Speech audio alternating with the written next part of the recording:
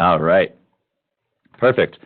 So just as I was saying, if you do have questions, go ahead and go into the Q&A panel. It looks like many of you already heard that because you're entering it in there. So we have had a few audio issues in the past few weeks. So if they do happen throughout this session, just give me a holler there and we'll try to remedy in the session. So those are the main basic things that we're going to have. So let's go ahead and get started with today's session. So what we're going to cover today is some of the upcoming trainings that we have here in the live training area. We're going to give you some workflow background, and we're going to build out a few samples and how they might pertain to the certification exam, and then finally finish off on some support issues. So many of you may have come to the live training here today, but if you haven't checked out a lot of other things, I would recommend that many of you go visit community.alteryx.com and really explore a lot of the different facets that we have. So for the core certification exam, a lot of our interactive lesson content is really going to help people prepare for that exam. And on top of that, much of our weekly challenge exercises are going to help as well. So anytime that you need to take your learning to the next level, I always say beyond just hearing me talk about workflows, it's good to go ahead and try them yourselves and build them and see kind of the things that you run into, and just a journey of self-discovery as you go through building your workflows. And a lot of our weekly challenges do provide that. So if I were to go into my Academy view, which is where many of you entered to this meeting today, I could go over to these weekly challenges, and that first post there will actually be an index saying what's beginner, what's intermediate, what's advanced, kind of a broad topic area that the challenge addresses. So if you want to work on something like spatial, for example, and you really just want to see a benign problem that people have solved, you can go in there and discover how people have solved them, or just try it yourself.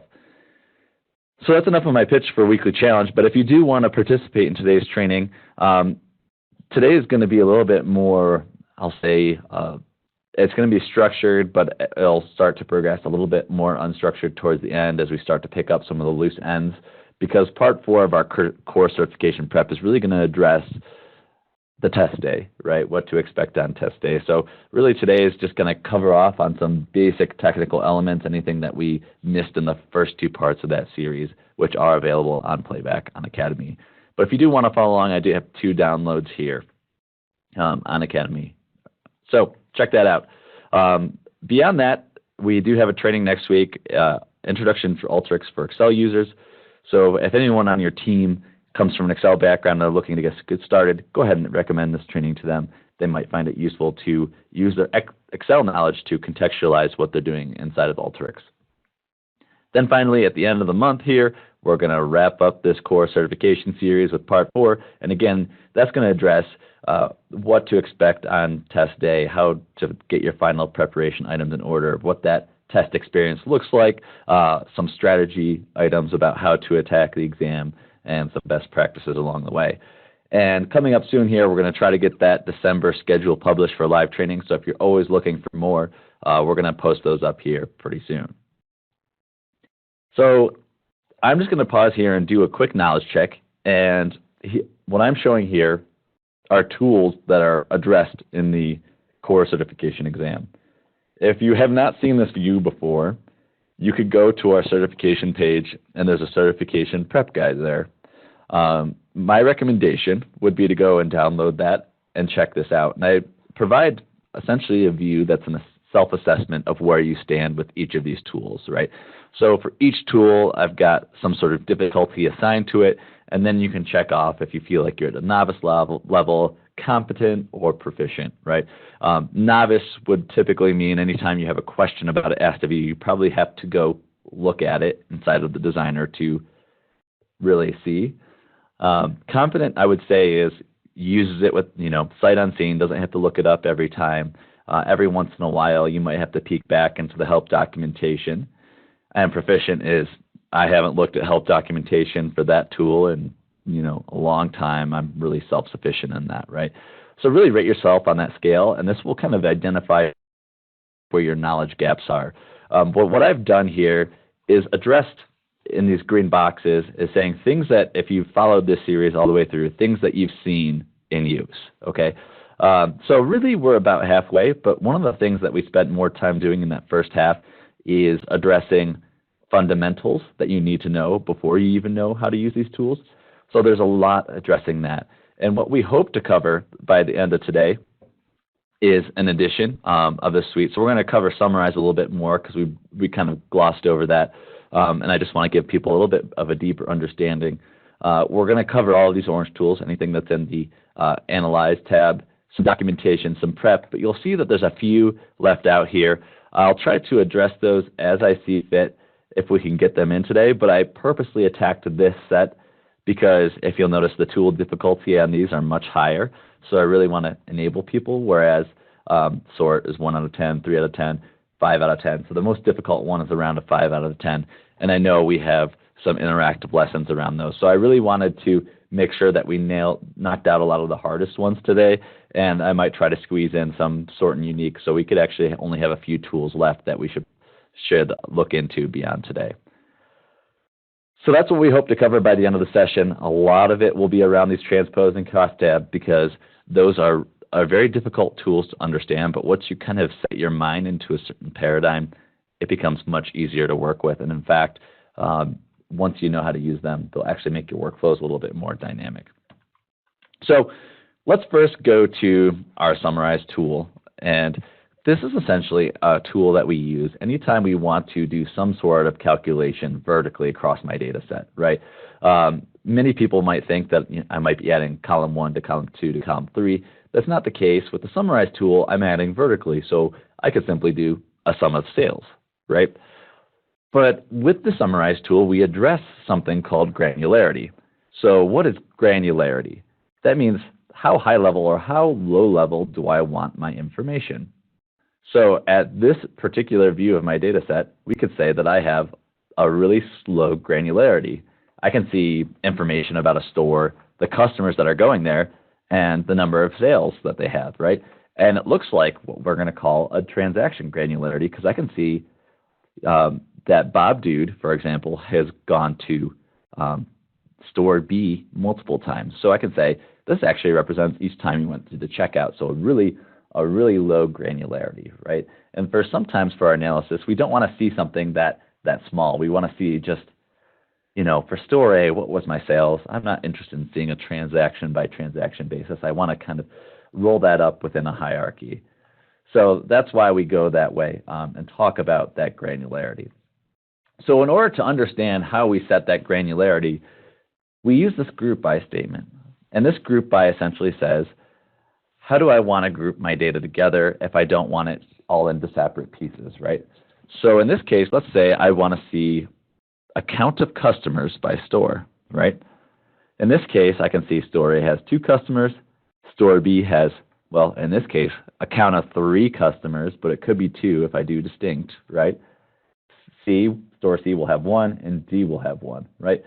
So really what I'd expect as a result of this data set is really 4 rows, right? 1 that represents each store since I'm grouping it together. 1 for store A, 1 for store B, so on and so forth, and then setting some sort of count paradigm in, okay? So what I'm going to be doing with my Summarize tool is saying, hey, to set that new granularity, go ahead and group by store and count the customers. And here you can actually see, based on how we analyze our data, I'm just doing a raw count because my store B has 3 customers, but really it has 2, and there's also an additional function that we have where you can do a distinct count, saying, hey, if I have somebody with the same name, only count them once. But in this case, it looks like a raw count. More than anything else, you could think of this as the number of times customers visited the store. So it might be better to call this visits. Okay. So I'm going to pause there. I think I saw something come through.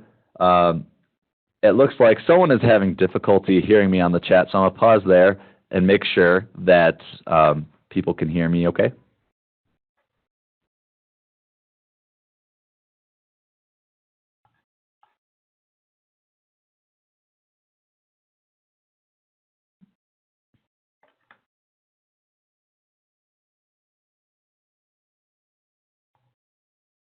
Okay, sounds good.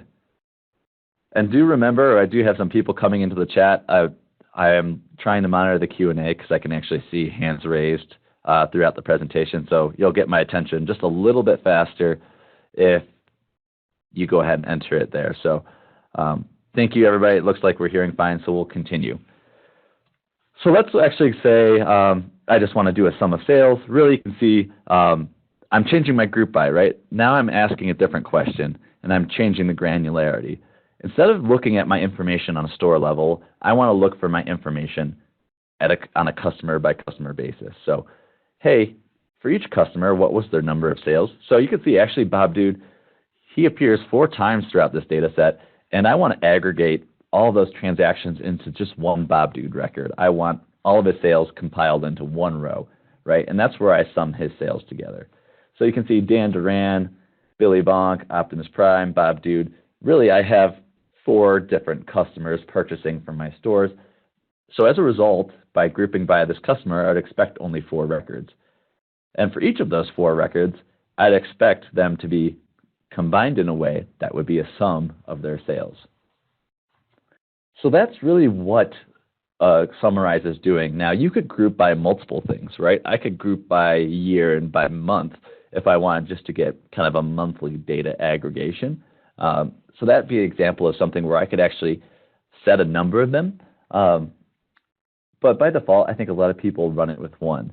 Now, one important thing to call out is that 1, the Summarize tool will never make your data grow, right? In fact, it will make it shrink, if anything, if you're actually aggregating your data up. So in this case, you can see I went from 8 records down to 4 in each of these scenarios. And then in addition to that, as a rule of thumb, I don't have the same number of columns either, right?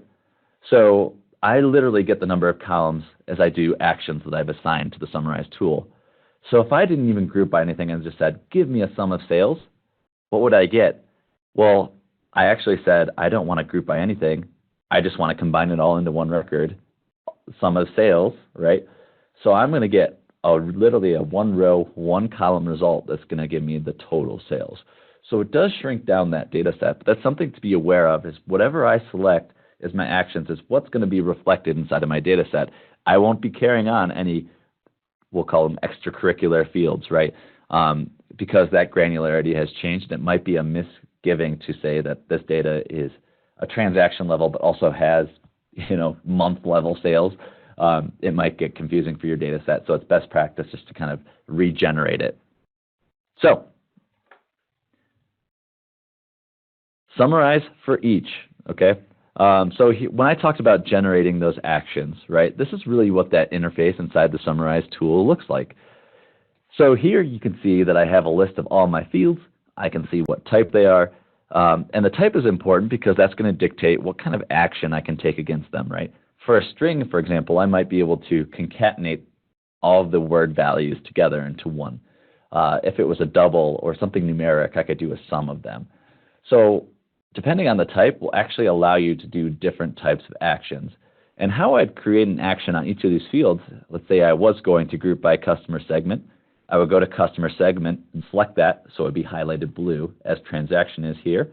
Select add, and you'd see that action group by be in a selection dialog that would pop up, and we're going to visit that. And the same thing with sales.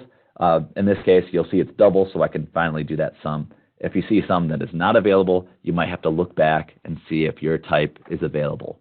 And finally, you can rename that output field. So if you don't like how it names it by default, you can just rewrite the new name into this final piece. But really down here is the fields that you're going to get out of your data set, out of the Summarize, which is going to be 2 fields, one for customer segment and one for sum of sales.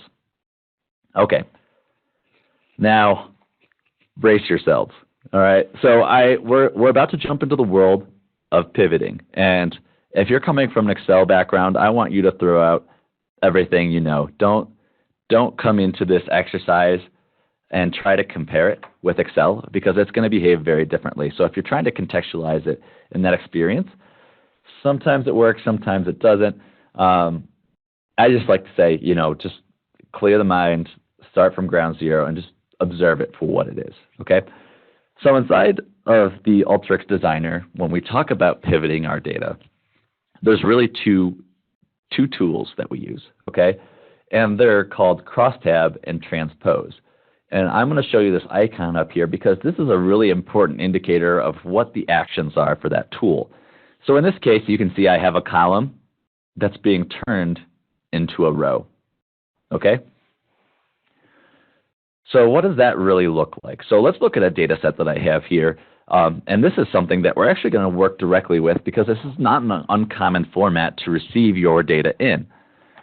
So this is actually a query from an API, and a lot of them just list off a whole bunch of values, right? So I have the city of San Francisco repeating many times, but I could see that it's got a field called name saying, hey, what was the description of the weather? It was sunny. The temperature, it was 72. The wind was 9 miles per hour, and the humidity was 10%. So a helpful data set, but I know a lot of people, the way they might want to view it is say, hey, I want to keep this column that says the city of San Francisco, but I want this column to turn to a kind of the headers, right? I want a description, a temperature, a wind, a humidity, and I want all these values underneath these headers, okay? So there's three things that I'm going to do, and there's three options within that crosstab tool. One is called group by, the other is name and value, right? And the name and value are really easy to identify because it's saying, hey, what column do I want to become my new headers, my new record headers, column names, right? Description, temperature, wind, humidity. And which field do I want to become my values? So if these were to become my headers, I want these to be the values that are underneath them. However, the city of San Francisco, I kind of like the format it's in. I just don't want to pivot it. I just want it to reflect the new values, right? And that's where we group by the city.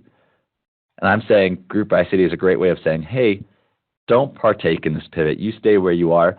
And what it's going to do is take these four records that all relate to San Francisco and turn them all into just one record. And that's really why that group by verbiage comes around, is because as we pivot all these to the headers and all these to the values underneath it, it's really going to be one value for San Francisco. So it's going to group all of that kind of blown out information around San Francisco together.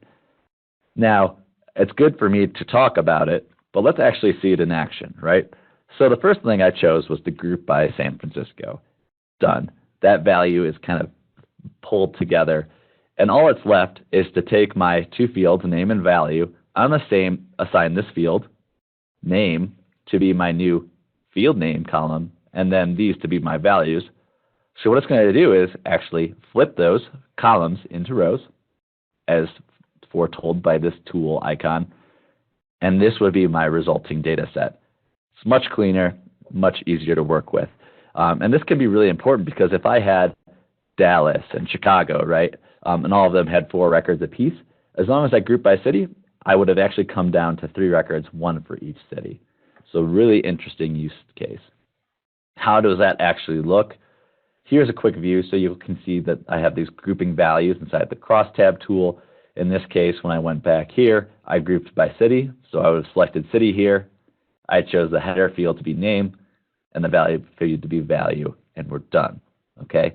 Now I will show you some methodologies. That gets to be a little bit more advanced, but I will show you how those work once we get into the designer itself.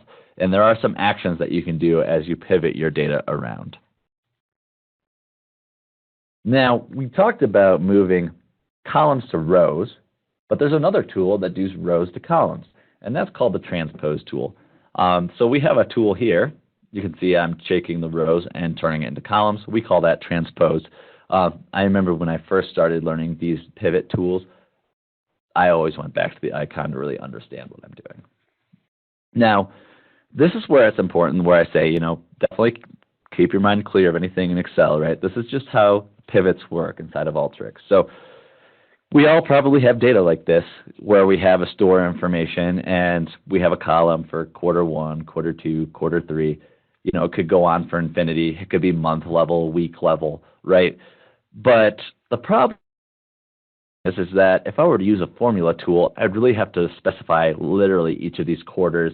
And as new quarters kind of appear in my data set as it gets updated, that formula tool would have to also be updated. So a lot of people, what they do is they transpose this data into a column so they can use that summarize tool we talked about earlier. You can just run a sum across one column, right, instead of actually, adding multiple columns together manually. So think of this as the inverse of what we did with our crosstab tool. And we're actually going to say, hey, take these values and turn them into columns, right? So what I really want, instead of saying Geppetto's Puppets, one record, and then with 3 different columns, I actually want 3 rows of Geppetto's Puppets, one for quarter 1, one for quarter 2, one for quarter 3, and the corresponding sales values within there. Okay? So instead of grouping, we actually have something called key, right? And the key is actually, I like to say, it's almost like a degrouping, for lack of a better word, right? Now that Geppetto's Puppets has 3 quarters, I want 3 records, one for each quarter. So I'm going to say for store, make that a key field, and then for anything else in the data set, just transpose it, okay? And it's going to create 2 columns. So first I'm going to select that key store, okay? I'm going to bring those quarters down. That transpose is going to take place. And since it's a key field, that Geppetto's Puppets will be sure to accommodate all of them. Now, a lot happened there, but I will say no matter how you transpose, no matter how you configure it, you'll have the number of columns over here that represent keys. So if you selected 5 key values, you would have 5 columns. Okay? Now, for the rest of the things that actually partook in the pivot in this case, they will only and always be transposed into 2 columns, name and value. Okay? They will always be name, and they will always be name, value. It always goes to 2 fields. Okay? And that's really important to know because the name really says, hey, this is what used to be your headers, what used to be your names, and this is really what used to be the values underneath those. So that's really important to know. And as you start to play with those, you might feel like it's a lot of trial and error at first, but as soon as you start getting into a cadence, it becomes a lot easier to work with.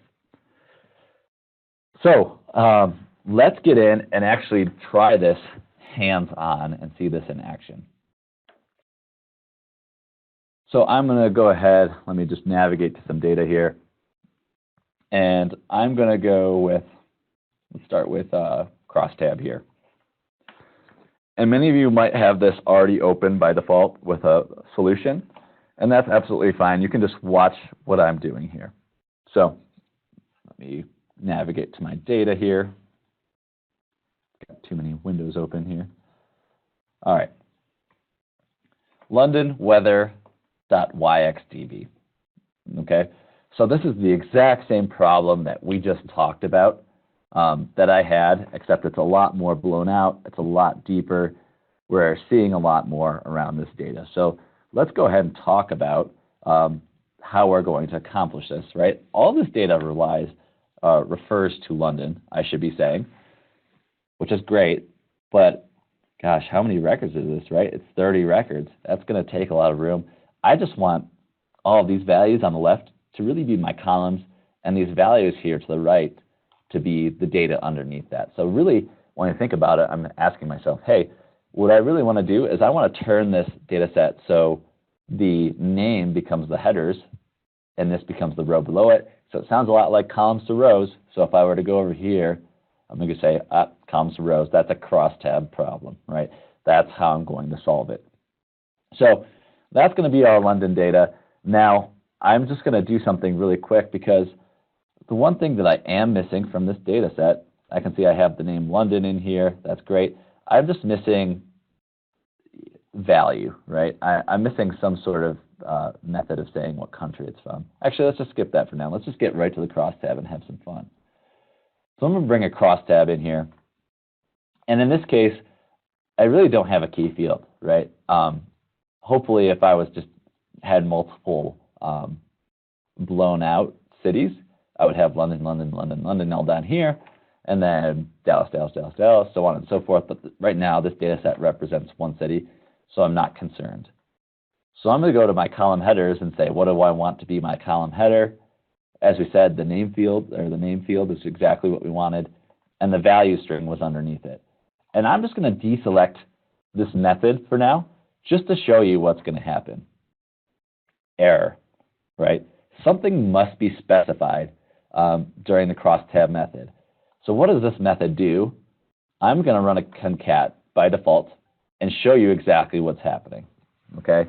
And this is really important whenever you're doing your consideration. So I've got all these field names nicely tucked in here, except there's some things that I really wouldn't expect, like ID, right? That's a really weird ID, 500, 301, 5091, too large number, right? Let's go back and look at our data and see what was happening. Well, down here I can see I have an ID here, I have an ID here, I have an ID here, I have an ID here, right? So I have a lot of IDs. That didn't really transpose nicely. What happened was I said anything that had the name ID, right? What do I want to do in the case where there might be some sort of aggregation needed since there was multiple IDs, right? In this case, I said concatenate. So since there were 4 different ID values, it concatenated them all together underneath one header, okay? Now, this plays super nice if you had one distinct header value and you didn't have to worry about them being duplicates. So that's one way around it. And you'd always have to select an aggregate value even if they were distinct, which is kind of a default behavior. But you could also do something as simple as say, hey, if there are duplicates, you know, just select the first one. I don't want to see all of the remaining values in there. So you can see in this case, it selected the first value that it came across in that duplication and just pushed everything out. Okay. Now, another thing that's really important is if I transpose, there are actually different types of aggregating values. So I can do stuff for numeric values that I couldn't do with strings. So since I was working with string data there, that worked really well. Let's just say I'm going to mock up a quick data set. We'll call this one name. We'll say value. And I have the values 1, 2, 3. Okay. And I'm going to transpose, crosstab, sorry, excuse me. See, I'm even confusing myself here. Crosstab my data here. I'm going to say name and value. Okay. Now, if you look down here, as soon as I selected value, it says, hey, I see something different. I see this is numeric. What's up with that, right? If I'm transposing it, how do I want them to react to each other, right? Since I'm looking at this data set, I can expect everything to go into one column, column A.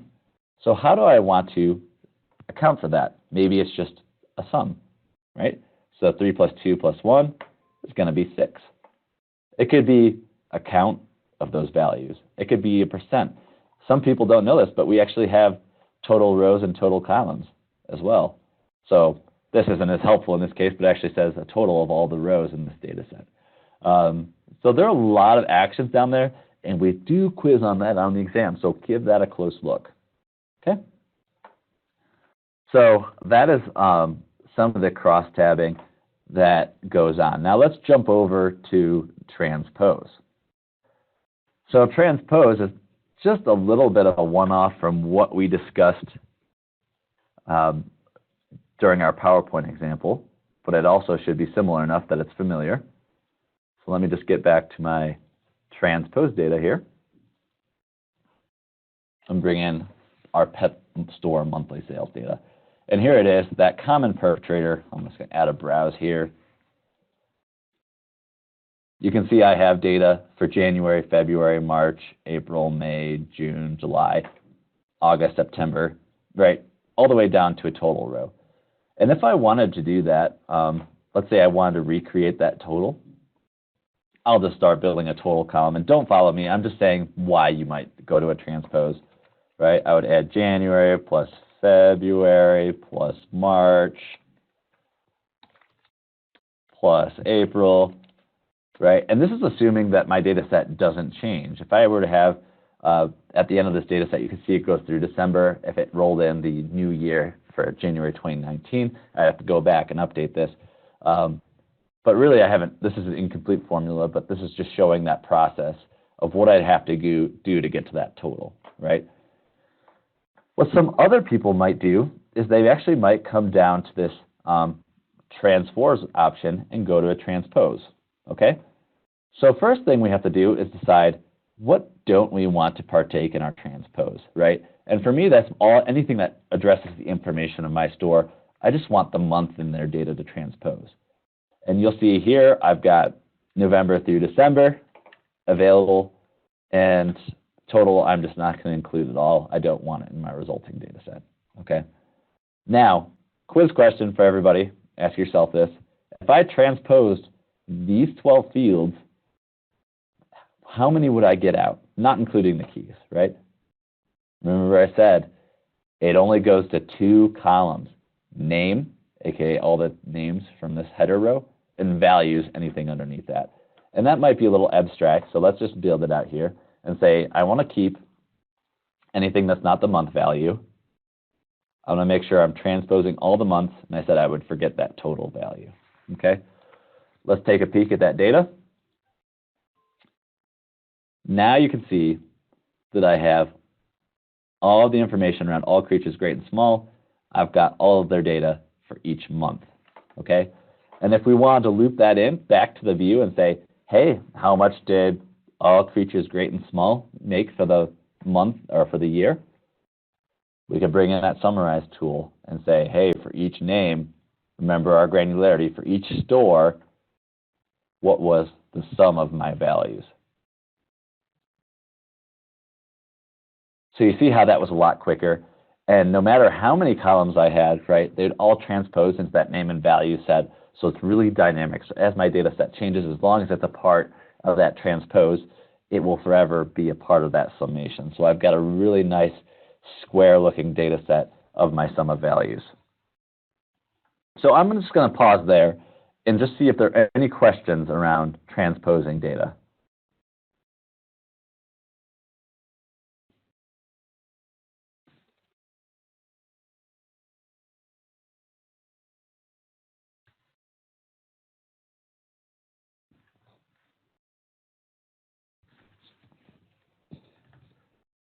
So it's important to know transposing and cross-tabbing, especially if you're in your first time, it's something that a lot of people have to try multiple times to get into the shape they want. I'm at the point where I know exactly what's going to happen as I get it out because I've worked with it enough and I'm comfortable with it. Now, the important thing to know, right, is during this certification exam, you'll actually get a question that says something along the lines of, here's a beginning data set, right? We'll just give you a picture of this, and we'll give you a picture of this, right? And then we'll give you pictures of a few different workflows, and you have to say which ones would really produce those results. So even though I mentioned the knowledge base of what you need to know for each tool at the front, it's also important to know where they interact. You need to be able to say to yourself, okay, if this is the data set as it appears, I can know from a transpose that it's probably down to just name and value, and they're summarizing those values and doing a group by. That workflow works. The picture of this workflow would work, okay? And those are probably the most challenging questions that you'll come across on the exam because for many of the other questions, you can come into the designer and tweak it around and play with it and prove out to make sure that question does what you expect. But when we provide 2 different data sets and applied questions, as we call them, it just takes too much time to build out all those workflows to those scenarios. So really getting the idea of just how these behave, right? How they actually shape, how they shape and change the data are going to be really important. And we're actually getting some comments in there. 100% agreed. Those are the only ones that trip me up. And yeah, it's just definitely one of those things you have to think outside the box. And the one thing that I'll actually say too, as some people might be here for, is saying those questions trip me up. What those questions are intended to do is to show you there's not one right answer. Many of them are multiple selection. So there are multiple right ways to the solution, which is always a mantra we've had as Alteryx, right? There are certainly some answers that may be less optimal by your point of view, but don't let that interfere with the correctness of that workflow, if that makes any sense. So I showed you an example of using a formula tool to achieve a total. That works for the given question, right? Even though this one might be a little sexier, a little nicer, a little bit more dynamic, right? Whatever gets the right answer, take it at face value, right? Don't overthink it. So that's definitely one of my things that I emphasize to people along the way. So let's just dig into, I know I promised a little bit more around that summarize tool. So what I really like doing for the summarize tool is just opening the one tool samples for it. And if you didn't see me, I did that really quickly, clicking on the summarize tool and clicking open example. Okay, and here I'm going to run this workflow, and you'll see I have this data set that's just names of people, city, state, customer segment, how many times it is the store, how much is spent there, dates, so on and so forth.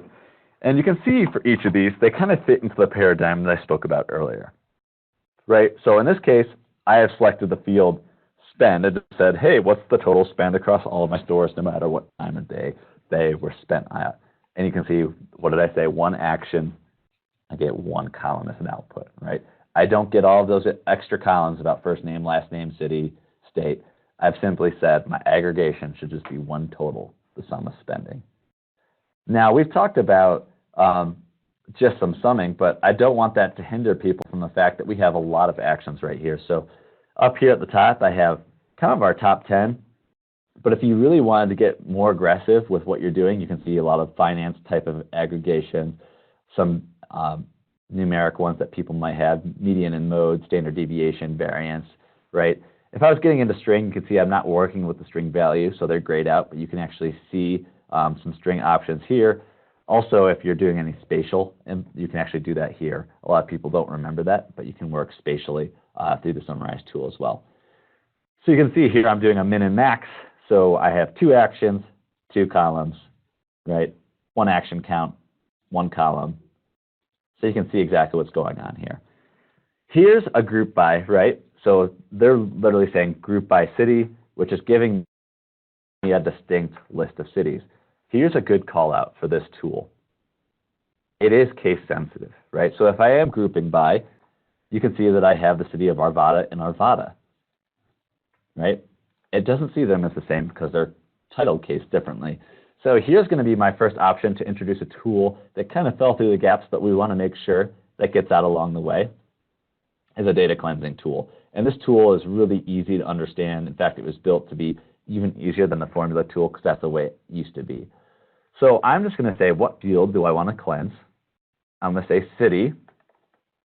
I didn't see it in this case, but there could have been leading and trailing white space, so I'll make sure that I remove any unwanted characters there. This is fine. I don't think I need any replacing nulls.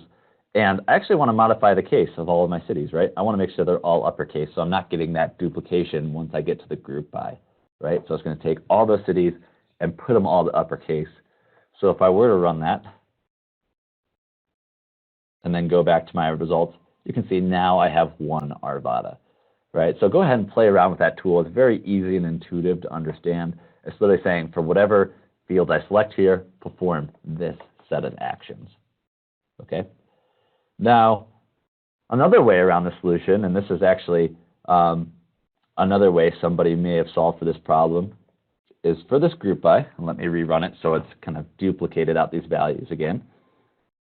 Let's just say it is what it is. I don't want to go through and do the data cleansing. I just want to manually pick out the values that I want out of this data set.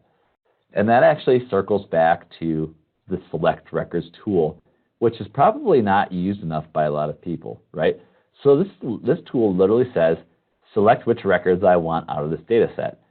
For me, these two look like the odd ones out. They're title cased, and 1 through 2 looks good, 5 through 12 looks good. Okay, so let's go ahead and use this tool to do that. You can see up here there's some examples. I'm going to say give me ranges 1 through 2, 5 through 12, and see that they are separated by a return or a new line. And what I've done here is just simply skipped over those records. Okay. Now, there are multiple ways I could have written this. I am literally specifying the ranges of record 1 through record 2. I could have deleted this and said anything before record 2, and a plus sign to say anything after record 5. And that plus sign might be helpful because you actually might not know. You might have millions of records after 5 and don't want to find explicitly what you need to state. So that's another way of specifying it around the way. So that's probably something that you're going to see in those workflow type of questions as well. So that's the Select Records tool. Very easy once you get used to it. But I recommend checking out the help to make sure that you've got all those formats down. And I'll just show you one more. Let's say I wanted to grab the city of Denver. I'm just going to say, give me row 5, right? And this is a great way. Anytime I do any inspection on data and I just want to see one record at a time or two, like let's compare records 5 and 6 against each other, right? It's a nice way of isolating what you need. So that's the Select Record tool. Now, the other things that I did promise along the way is comments and containers. So a little bit about documentation, right? And these tools you can actually find in the documentation interface, comment and tool container, and they're very commonly used. And the reason that they're commonly used is these containers, in this case, are really powerful. And you can see that I have an ability to enable and disable workflows in containers. So if I were to run this workflow right now, it's not doing anything to my workflow. Okay, let's say I brought 2 tools outside of it and disabled. I could run this workflow. It runs up until these 2 tools, but no further, right? I've actually disabled the ability for that workflow to run data further down the line. And all I would do to do that is I could bring in a container, drag it onto my canvas, and just select what I want to be as a part of my container. Now, that's not the only way you have to use it. Some people use it as a nice way of grouping data together, right? They can actually go in here and title these. So in this case, I could say, I want to name this country. I could add a caption, country, right? And it's a nice way of kind of annotating my workflow, or even better, moving my workflow in chunks around and rearranging them. So some other things that might be a helpful tip along the way, delete the container only, is that there are some interface options to be aware of. So we also do test on just the whole environment, right, inside of the designer. So one thing as simple as, how do I line these 2 tools up vertically, right? That we actually have hotkeys. And this, for many of these questions, we refer to our help documentation. So the answers are somewhere. But I'll give you a clue, because I think this is one that's on the exam, is how do I align these vertically? And if you press Control-Shift+, they're aligned vertically. Remember, that's Control-Shift+. And actually, I'll do this another way around. Let's say I actually wanted to align this set of tools a little bit better, right? I can say Control-Shift-, and they all align nicely. And also, if I right-clicked on these, I could actually say distribute nicely, so they're all kind of evenly spaced. So I'll do that again, right-click. You can see I have those align horizontally and vertically options, but I also have distribute, meaning like space them evenly between each other. And that's really helpful even beyond the exam. I know for a lot of people, they're really perfectionists in terms of alignment for their tools. So that's another bonus along the way. The one thing that I will call out as well is the comment tools, and you might not know it, but you see them all the time. Here's a comment tool, here's a comment tool, here's a comment, so on and so forth, right? Let's just bring in a comment and see what that looks like. You can see I have one right here. I could go in here and write some text. This is my comment. I could bring in a tool. And the one thing that by default a lot of people see is that the order of how these are dragged into the canvas matters. So if I drag in a comment after this tool, aka it's a newer tool, so to speak, it's going to overlap my old one. So if I right-click on that, I can send it backward to say send it behind this particular tool. And then it's nicely kind of outlining this tool. And I could resize that. And it's important to know that that's beyond that, I can change kind of the shape of that rectangle, if I want a border or not, the font that's there, the text color, the background color, and even, many people don't know this, and it does get tested, a background image, right? You can actually put your logo in there, for example, if you want to add some sort of picture. But the way you see a lot of people use this is a way of just containing logical parts of their workflow. So if they want to see a particular grouping, right, and say, hey, this section of the workflow does this. And I've even seen organizations that color code. Let me cancel out of here. They say, hey, this part of the workflow, anything that's pink by our rules, Oh man, that's bright. Anything that's pink, right, represents some sort of prepping or this business rule. So we see that a lot in use in terms of being able to work with documentation in a team environment. So a lot of information coming in fast. Let's get back to the presentation and see, now that I've gotten a lot of the basics out here, if there's any more knowledge gaps that we can cover. So we've covered comment, tool container, summarize, data cleansing, select records. It did meet everything I promised, except for this count records. And surprise, this count records, I hardly need to train. If I brought my count records in, it does exactly what it says. It counts the number of records coming from the data set before it. It just is a tool that does get tested. So if I were to run this workflow, I could see, well, I have one record in this case, and it's going to show me one record. But this tool will always result in one column and one row only, and that's just the pure count of the number of rows in that data set. So that does get tested as well. So with that all being said, I'm going to say a few final pieces because I got through the content I need to today. And then if anybody has any questions around these tools or anything else that were in those gap tools, let's chat about it. So let me just finish on these few items here and just say if you were enough and based on what you saw today, you are confident, go to our community and sign up for that certification. If you do sign up today, you will be lined up to be a part of our December cohort. So do know that there is a lead time. So if you think you want to take it in December, sign up now. Our certification exams, I always say this over and over again, they're focused more in learning than they are assessment. And that's a really important note. That is to say, when you walk into your certification exam, you will learn something. And I've heard it from our most expert users. So that being said, it's okay to be uncomfortable. And I say these exams are free. The only thing that you lose is 2 hours of your time if you don't pass, right? And along the way, you learn so much that it's really going to help you the next time. You're not guaranteed 2 same exams because we do have kind of a lottery, a bank of questions that get served up. But you will learn along the way, and the focus is growing your ability. And I also will say that we purposely named this the core exam and not the beginner exam, right? So if you went through the series, we literally gave people a taste of all the tools that are going to be covered. But our questions go into all the nuances that these tools have in every single setting. So just be really prepared to go to a tool. And I just tell people, go around and really look at these tools and just stare at them and click around and see what happens. I like to say this metaphor. So for me, one of my personal interests is mountain biking.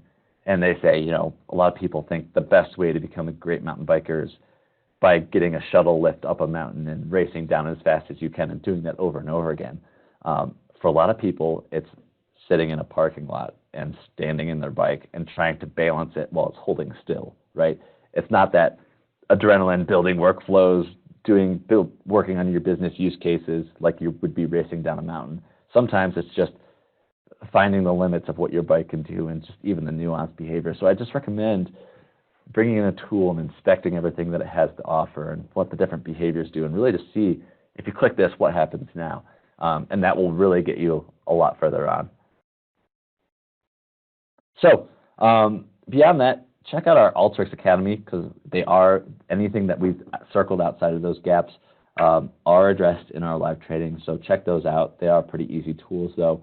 The only more difficult one we have left, which tends to be not that difficult if you understand filtering, is our filter tool. So I definitely want to recommend people that way as the next tool to look at. And then finally, if you do have any issues, if it's technically related to the actual product itself, go ahead and contact us at support@alteryx.com. But if it's something around the certification exam, it is certification@alteryx.com. So that's kind of all I have for today. Now I'm open to any questions people may have about any tools that were addressed today or any that they just want to hear a little bit more about.